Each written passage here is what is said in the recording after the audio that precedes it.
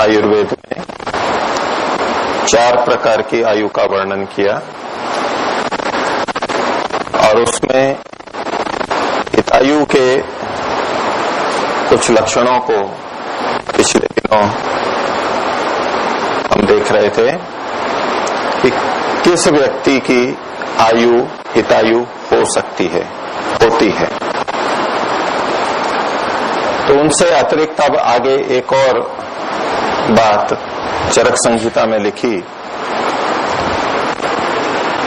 पूजार्ह संपूजकस्य।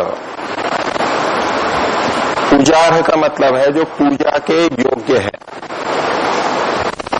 ऐसा व्यक्ति जो पूजा के योग्य है, जिसका अच्छा कर्म आदि है, जिसके प्रति हमारे मन में पूजा का भाव आता है। पूजा के योग्य कौन होते हैं? जो श्रेष्ठ होते हैं। तो जो पूजा के योग्य हैं इस संसार में जो मनुष्य, उनका या उनको संपूजकस्य, सम मतलब अच्छी प्रकार से, जो पूजक है, पूजा करता है, पूजा के योग्यों की जो व्यक्ति अच्छी प्रकार से पूजा करता है, उसकी भी हितायु होती है। पूजा का मतलब होता है उनका मान सम्मान करना, उनके अनुसार आचरण करना, वो भी इससे जुड़ा है। लेकिन व्यवहार में उनका आदर करना, उनका सम्मान करना, उनको जिन वस्तुओं की आवश्यकता है उसको यथासंभव पूर्ण करना, ये सब उनकी पूजा के अंतर्गत आता है। एक बहुत ही महत्वपूर्ण बिंदु हितायु के लिए लिखा गया है। इस पे और आगे चर्चा करते हैं, उससे पहले मैं आपसे ही पूछता हूं कि कौन व्यक्ति पूजार्ह हो सकता है? कौन कौन व्यक्ति? श्रेष्ठ व्यक्ति तो हम कहते हैं, हम किसको आदर दें, किसका सम्मान करें, किसको अभिवादन करें। अभिवादन भी पूजा के अंतर्गत आया, जो हम नमस्ते करते हैं, प्रणाम करते हैं, वो भी पूजा के अंतर्गत आता है। सेवा करते हैं, उनका हित करते हैं, ये सब पूजा के अंतर्गत आता है। तो पूजा के योग्य कौन कौन व्यक्ति हो सकते हैं? कोई एक एक बताइए। गुरु। गुरु क्यों पूजार्ह होता है? क्योंकि हमारा मार्गदर्शन करते हैं, ज्ञान देता है, मार्गदर्शन करता है। ठीक है, ये सब बातें हो गई, हमारा समाज का करता है। तो गुरु यानी ज्ञानी। गुरु का मतलब क्या हो गया यहाँ पर? ज्ञानी। ज्ञान देता भी है, वो उससे साथ में जुड़ा हुआ है, लेकिन ज्ञानी व्यक्ति। जो ज्ञानी नहीं है वो गुरु नहीं हो सकता। जो ज्ञानी नहीं है वो कुछ हमारे को ठीक बता नहीं सकता, दिशा निर्देश नहीं कर सकता। हाँ, और बताइए। माता पिता। माता पिता क्यों पूजा के योग्य हैं? हमें जीवन देते हैं, हमारी रक्षा करते हैं, कुछ भी हमारे को पालन पोषण, रक्षा, अन्न वस्त्र बहुत कुछ देते हैं, जान भी देते हैं, हमारा हित करते हैं। माता पिता हमारे से प्रेम करते हैं और हितकारक होते हैं हमारे लिए, जो हमारा हित करते हैं, अपने हैं हमारे। ठीक है। और अपने से बड़े व्यक्ति।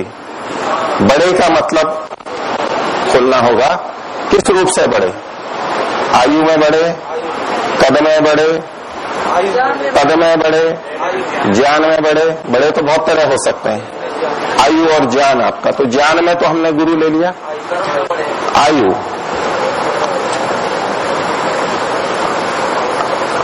आयु में बढ़े, जिसको हम आजकल प्राय वृद्ध कहते हैं। वृद्ध जन जो होते हैं वो,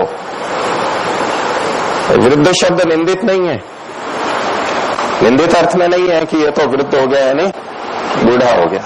वृद्ध का मतलब है जो बढ़ा हुआ होता है, वृद्धि को प्राप्त होता है, वो वृद्ध कहलाता है। तो जो आयु में वृद्ध होते हैं, बढ़े हुए होते हैं, उनको भी हम वृद्ध कहते हैं। और भी क्षेत्रों में बढ़े हुए होते हैं, उनको भी हम वृद्ध कह सकते हैं। तो आपका अभिप्राय आयु में जो बढ़े हैं वो भी पूजा के योग्य हैं, ठीक है। और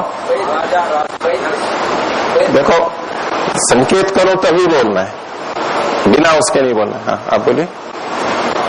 संत महात्मा जो ज्ञान का प्रचार, भक्ति का प्रचार कर रहे हैं, इसमें ले सकते हैं हम गुरु को। संत महात्मा भी गुरु की श्रेणी में आते हैं। एक अध्यापक होते हैं, बैठिए, एक अध्यापक होते हैं जो छोटी कक्षाओं में भी हमें पढ़ाते हैं, वर्णमाला पढ़ाते हैं, छोटी छोटी बातें भी पढ़ाते हैं, वो भी इसी में आते हैं। कुछ ऊंची तकनीकी बातें बताते हैं, बड़ी कक्षाओं में पीएचडी कराते हैं, कुछ हमें आध्यात्मिक उपदेश करते हैं, वो सब इसी कोटि में हम ले लेंगे, ठीक है। बोलिए। राजा, राजा क्यों पूजा के योग्य है? राजा रक्षक होता है हमारा, ठीक है। और बोलिए। अन्न, भोजन, भोजन, अन्न, ठीक है। यहाँ जो प्रसंग है वो जीवितों के लिए है, ये थोड़ा ध्यान रखेंगे। वैसे तो जड़ वस्तुएं, साधन सब अन्न की तरह से और भी चीजें आ सकती हैं, लेकिन यहाँ हम केंद्रित रखेंगे जीवितों में, और उसमें भी मनुष्यों में। मनुष्यों पर मुख्य हम सीमित रख के करेंगे। इनसे अतिरिक्त कोई बताइए।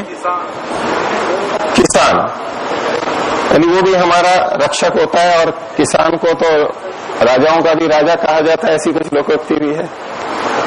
और राजा में ले लेंगे रक्षक, जो भी है हमारा हित करते हैं। कोई अतिरिक्त बात बताएंगे? सबसे पीछे वेद, इसमें जीवित वस्तुओं को लेना है। वेद तो ज्ञान का एक ग्रंथ हो गया, वैद्य, चिकित्सक। अभी ऐसे ही आप बोल रहे हैं, ऐसे नहीं, ऐसे नहीं बोलिए। जब आप हाथ खड़ा करेंगे, संकेत करो तो करना, नीचे कर लीजिए। वैद्य, चिकित्सक, ठीक है। और पीछे से कौन थे? हाँ, आप बताइए। किसी प्रकार का लाभ है उसमें ये सब आ गए, फिर तो एक ही शब्द है, सब आ गए। बताइए। जो निस्वार्थ भाव से सेवा कार्य करे, जो निस्वार्थ भाव से सेवा कार्य करे, कर्म करे, समाज से परोपकार करे, ठीक है, वो भी इसी में आ गया। बहुत सारी चीजें ये हैं, ये पूजार हैं, पूजा के योग्य हैं। इनका अच्छी प्रकार से जो पूजक है, सम पूजक से, सम भी लगा रखा है इन्होंने। वैसे तो हम इनकी कभी ना कभी पूजा करते ही हैं, ठीक है। अच्छा, जो हमारा हित करता है उसके सामने कौन नहीं झुकता है? सभी झुक जाते हैं, और कम से कम जब कुछ लेना हो उस समय तो झुक ही जाते हैं। पहले भले ही कुछ भी बोलते हो, गालियां बोलते हो, लेकिन जिस समय आए हैं लेना है उस समय तो झुकते ही हैं, ये तो कौन देगा। और लेने के बाद में फिर भी ना झुके, ये भी हो सकता है, लेकिन कम से कम लेने वाले के प्रति तो हम झुकते ही हैं, क्योंकि हम लेना चाहते हैं, नहीं तो उतना भी हमारा हित नहीं होगा। ये बहुत सारे पूजा के योग्य हैं, उनकी जो पूजा करता है। ये संपूजक का मतलब अच्छी प्रकार से पूजा करना। इसके साथ साथ ये भी बात जुड़ी है कि जो पूजा के योग्य नहीं है, पूजार्ह नहीं है, उसका क्या करना? जो पूजा के योग्य हैं उनकी ही पूजा करना, और जो पूजा के योग्य नहीं है उनकी पूजा करना, ऐसा भी होता है? होता है ऐसा? ऐसा होता है?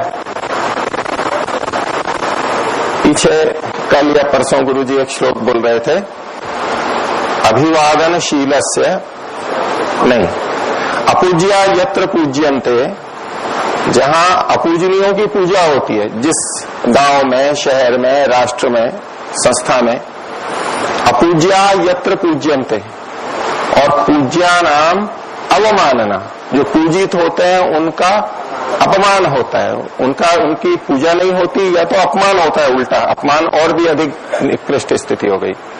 त्रीणि तत्र प्रवर्तन्ते, वहां तीन चीजें होने लग जाती हैं, दुर्भिक्षम, मरणम, भयम, यानी हानि होने लगती है।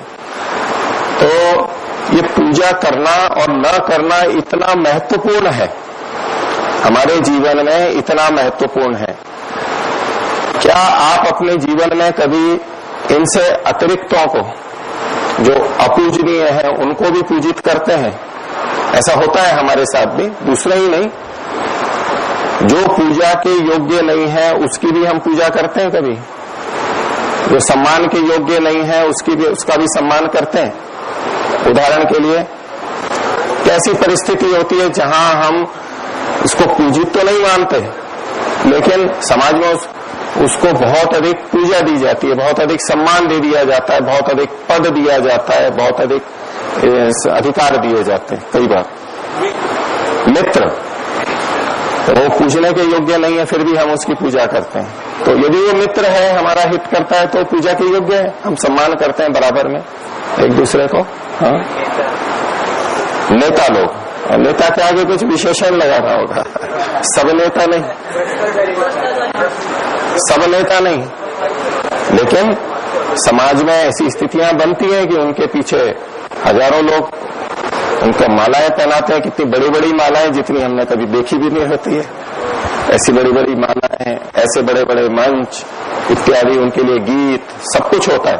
ऐसा बहुत जगह होता है संसार में। तो ये हितायु क्यों होता है, ये थोड़ा सा और समझते हैं।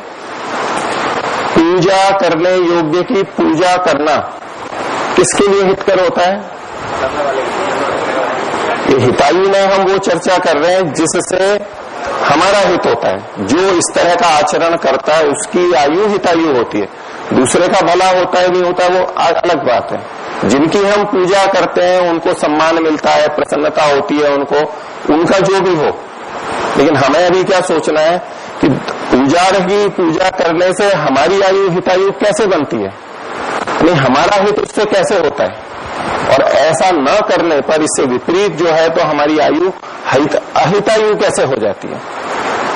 तो आप लोग भी बहुत उत्तर दे सकते हैं इसमें कि जो पूजा करने योग्य है उसकी ठीक प्रकार से पूजा करने से हमारी आयु हितायु कैसे बन गई, हमारा हित कैसे हो गया। इसमें एक विचारने की बात है। जो करने को कहा गया है, जिसके लिए ये करने को कहा गया है, तो उनके बीच में कोई संबंध तो होना चाहिए। तो जो पुजार हैं उनकी पूजा करने से हमारा हित कैसे हो जाता है, कोई भी बोलिए। तो हम गुरु की पूजा करेंगे तो गुरु हमें अच्छे से ज्ञान देंगे, माता पिता हमें बहुत अच्छे से संस्कार देंगे। यदि द्वेष रखेंगे, उनकी पूजा नहीं करेंगे तो हम लेगेसी में आ जाएंगे।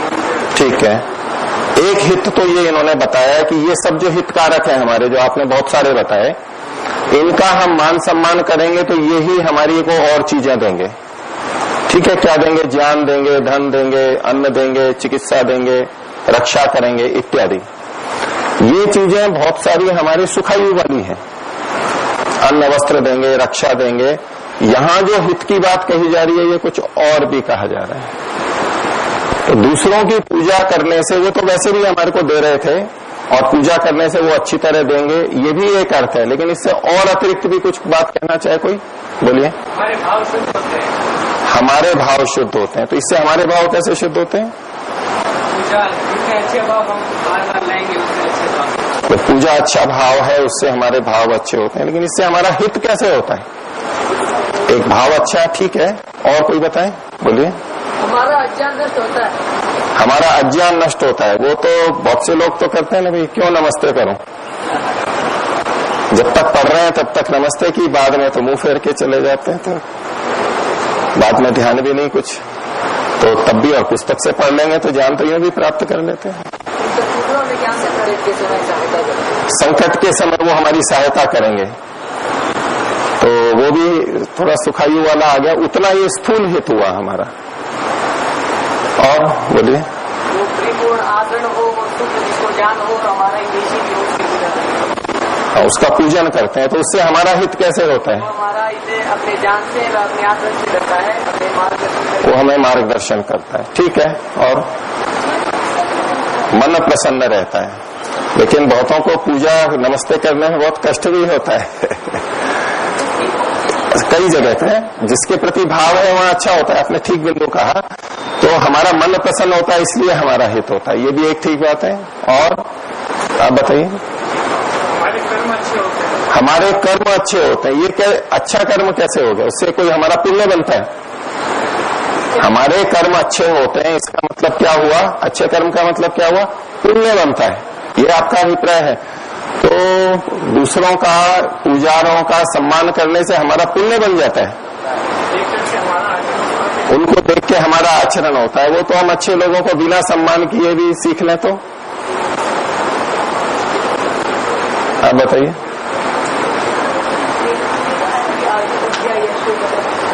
आयुर्विद्या यशोबलम, ये ठीक है, ये पढ़ते हैं। और यही था, चलो ठीक है। इसमें आप देखिए कि ये पुजार वो होते हैं जो श्रेष्ठ व्यक्ति होते हैं। श्रेष्ठ कौन होते हैं? जो संसार में सुख शांति को बढ़ाने वाले होते हैं। वो चाहे ज्ञान देके हो, चाहे अन्न देके हो, चाहे सेवा देके हो, किसी भी तरह से हो, समाज का सबका जो हित करते हैं। उनकी जब हम पूजा करेंगे तो किन लोगों की वृद्धि होगी समाज में? किन लोगों की वृद्धि होगी? हम जिनको सम्मान देते हैं संसार में, उन लोगों की वृद्धि होती है या नहीं?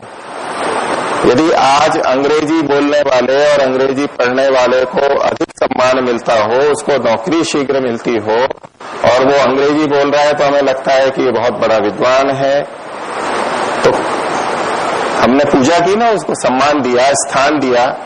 एक गांव का व्यक्ति एक हिंदी बोलने वाला है, एक अंग्रेजी बोलने वाला है, आपका व्यवहार दोनों से समान होता है, अलग होता है? हमारा भारतीयों का कहो मोटे तौर पे अलग अलग होता है। क्या अलग होता है? और जब कभी हमें टिकट अपना करवाना हो, साफ प्रतीक्षा सूची में है स्टेशन पे, तो उससे जाकर के जो जानते वो किस भाषा में बोलते हैं? वो दोनों भाषा बोल सकता है, हिंदी भी और अंग्रेजी भी, और वो भी हिंदी और अंग्रेजी दोनों समझ सकता है। हम किस में बोलने का प्रयास करते हैं? अंग्रेजी में। क्यों? प्रभाव डालने के लिए। क्या प्रभाव? वो क्या समझेगा हमारे को? ये अधिक योग्य है। वो क्यों? एक भाषा के कारण हमारे को मान दे देता है, एक पूजित बना रखा है ना उसको।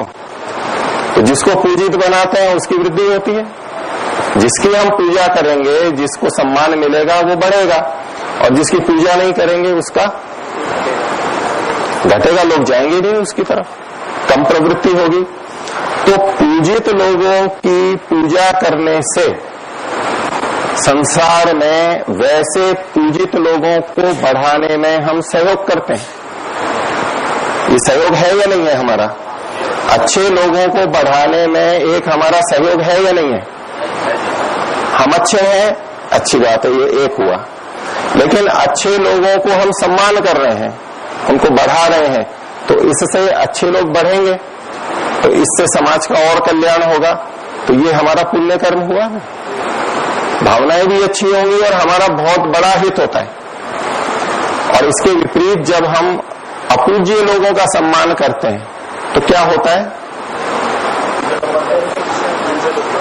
लोग तो देखेंगे इनको तो बहुत सम्मान मिलता है, वो भी वैसा ही करना चाहेंगे, वैसा ही चलेंगे। जो वैसे गलत कार्य करते हैं लेकिन कुछ ऐसी स्थिति बना रखी है कि उनको बहुत बड़ा सम्मान मिलता है, दूरदर्शन पे आते हैं, पत्र पत्रिकाओं में छपते हैं, पद मिलते हैं, ऐसा जो करते हैं, तो दूसरे क्या समझते हैं कि ये गलत कार्य करके भी ऐसा सम्मान मिलता है, तो दूसरे भी क्या करेंगे? ऐसा करेंगे सम्मान तो मेरे को तब भी मिल जाएगा, धन तो मेरे को तब भी मिल जाएगा। तो अपूजित की पूजा करने से जो अयोग्य व्यक्ति हैं, दुष्ट व्यक्ति हैं, उनकी संसार में वृद्धि होती है। अब नौकरी वाले होते हैं, शादी वादी होती है तो पूछते हैं भाई कहां पर नौकरी लगी हुई है आपकी, सरकारी नौकरियों में भी, तो किस नौकरी को अच्छा मानते हैं कि हाँ लड़का अच्छा है, अच्छी नौकरी पे है। जहां पर कमाई के अन्य उपाय भी हों तो वो नौकरी में हाँ भाई लड़का अच्छा है। अब उसको शादी सरलता से होती है, रिश्ते अच्छे हो जाते हैं, तो ये उसकी पूजा हो गई ना। और ये पूजा हो गई तो लोगों के मन में क्या आएगा कि मैं कौन सी नौकरी में जाऊं जहां ज्यादा भ्रष्टाचार होता है। वो और ज्यादा पैसे दे करके भी उस नौकरी को चाहेगा, पुलिस की उस चौकी पे अपना स्थानांतरण करवाना चाहेगा जहां पर बहुत कमाई होती है, उल्टे ढंग से, गलत तरीके से। तो इस प्रकार से बहुत ऐसे हमारे व्यवहार होते हैं जहां हम अपूज्यों को पूजित करते हैं और उस गलत प्रवृत्ति को बढ़ाते हैं। और गलत प्रवृत्ति को यदि हम बढ़ाएंगे, अधर्म को बढ़ाएंगे, तो हमारा क्या होगा? हमारा पाप कर्म बनेगा, हमारी हानि होगी। हम ये नहीं कह सकते कि मैं तो नहीं देता हूं रिश्वत, लेकिन यदि हमने किसी ऐसे व्यक्ति को जो छल कपट से पैसा कमा रहा है, भ्रष्टाचार से पैसा कमा रहा है, और हम कहते हैं कि हाँ अच्छा खाता पीता है, ठीक है, हमने अच्छे ढंग से उसको प्रस्तुत किया, तो ये भी हमारा अपूजित को पूजित करना है, उसको मान देना है, उसको स्थान देना है। केवल नमस्ते करके, पैर छू के ऐसे ही नहीं होता है।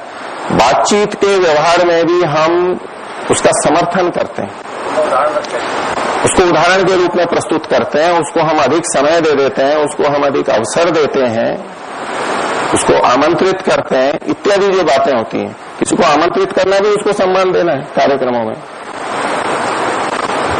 योग दर्शन में एक प्रसंग के अंदर बात रखी कि हम जो गलत कार्य करते हैं, हिंसा आदि, वो 3 तरह से होते हैं। एक तो स्वयं किए हुए, एक करवाए हुए, और एक अनुमोदित किए हुए। वो भी यमों का भंग माना जाता है। हिंसा हमने की नहीं, हमने करवाई नहीं, लेकिन हिंसा करने वाले का समर्थन कर दिया, अनुमोदन कर दिया, उसकी पीठ थपथपा दी। रिश्वत लेकर के जो संपन्न बनाया और उसको हमने कहा कि आपका तो अच्छा जीवन चल रहा है, बहुत अच्छे हो आप, ये बोल दिया, कुछ नहीं है ये बोलना, लेकिन हमने उसका सम्मान कर दिया और इससे हमारा अधर्म बनता है। हम सोचते भी नहीं है, बहुत बार हमारा पाप बनता है और हमारी आयु अहित आयु बनती है। इसलिए ये बिंदु बहुत अधिक उपेक्षित है समाज में। हमारे समाज में ये विषय बहुत उपेक्षित है, हम इस पर ध्यान नहीं देते हैं। जो पूजित है उसकी पूजा अवश्य करनी चाहिए ताकि ऐसे लोगों की समाज में वृद्धि हो। ये हमारा समर्थन है उसको, और इसमें हमारा कुछ जाता नहीं है, बहुत थोड़ा सा खर्च होता है, लेकिन इसमें पुण्य हमारे को बहुत मिलता है। अब यहां पर एक विषय और उठाते हैं कि समपूजिक से मतलब अच्छी तरह से पूजित करना, यथा योग्य पूजित करना, यथा योग्य व्यवहार की बात भी गुरुजी आज बोल रहे थे। तो संपूजित का मतलब है अच्छी प्रकार से यथा योग्य पूजित करना। अब कई बार हमारे सामने ये प्रसंग आता है कि कई जने पूजित इकट्ठे हो गए हैं, उनमें से किसको अधिक सम्मान दें, किसको पहले प्रणाम करें, ये बात आएगी नहीं। 5 जने हैं, सारे पूजा रहे हैं, लेकिन इकट्ठे खड़े हैं, तो हम किसको पहले अभिवादन करें, किसको अधिक पूजित करें, ये भी तो एक निर्णय की बात होगी। यदि कम और ज्यादा आगे पीछे होता है तो ये पूजारह की उचित पूजा नहीं होगी, उसके अंतर्गत आएगा। इसके लिए भी हमारे शास्त्रकारों ने एक व्यवस्था दी है। मनुस्मृति में एक श्लोक आता है कि मान के कई स्थान हैं, कई प्रकरण है, वो कुछ संकेत से उन्होंने दिए, और उसमें कौन कौन अधिक मान्य है इसका भी निर्धारण किया। वो भी इसी से जुड़ा हुआ बिंदु है। अब हमारे सामने हमारे घर के कोई बुजुर्ग आ गए और एक पैसे वाला आ गया, तो पहले किसको हम बात करेंगे, किसको अटेंड करेंगे, किसको पहले पानी पिलाएंगे?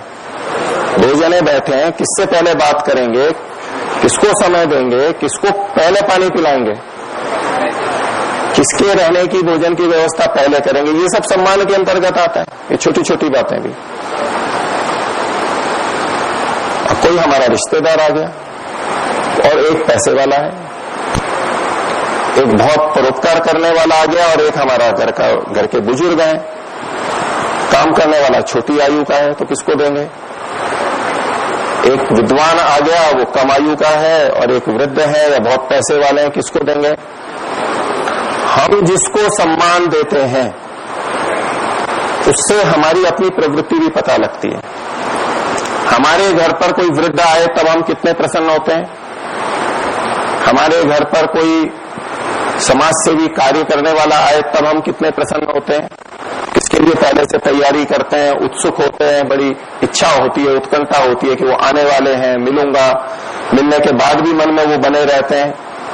ये अलग अलग हमारी रुचि होती है। एक अभिनेता अभिनेत्री आए तो, एक राजनेता आए तो कितने दिन पहले से तैयारी करते हैं, कितने दिन तक हमारे पे उसका प्रभाव रहता है, कितने उसके प्रति उत्कंठित रहते हैं, इससे हमारी अपनी प्रवृत्ति भी पता लगती है।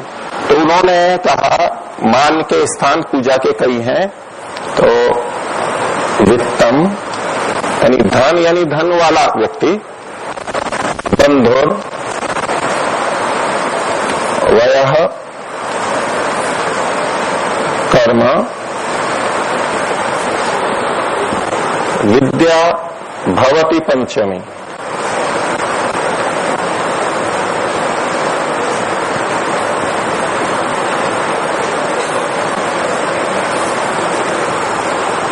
एतानि मान्य स्थानानि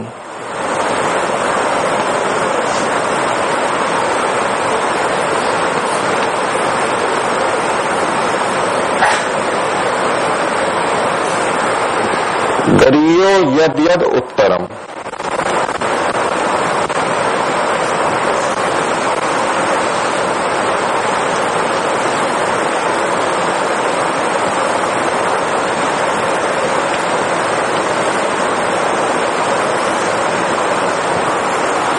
ये 5 मान्य के स्थान हैं, इसकी और चर्चा आगे करेंगे। आप केवल उसका श्लोक लिख लीजिए, मनुस्मृति का ये श्लोक है। और किसको कितना मान देना चाहिए, तुलना में किसको अधिक मान देना चाहिए, किसके प्रति हमारा भाव अधिक रहना चाहिए, उसका भी एक निर्धारण यहाँ दिया गया और वो हमारे लिए आवश्यक है। तब हम पूजार समपूजिक से अच्छी प्रकार से पूजा करने वाले बन सकते हैं। 3 बार ओम का उच्चारण।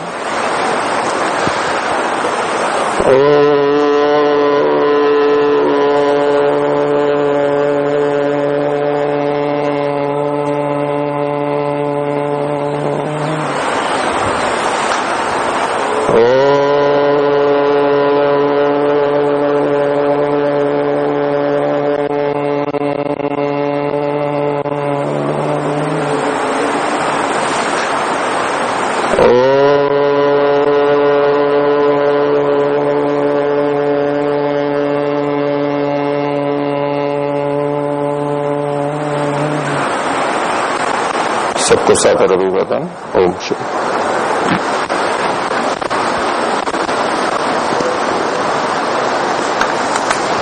हाँ, एक सूचना है, जो लोग अभी नीचे जा रहे हैं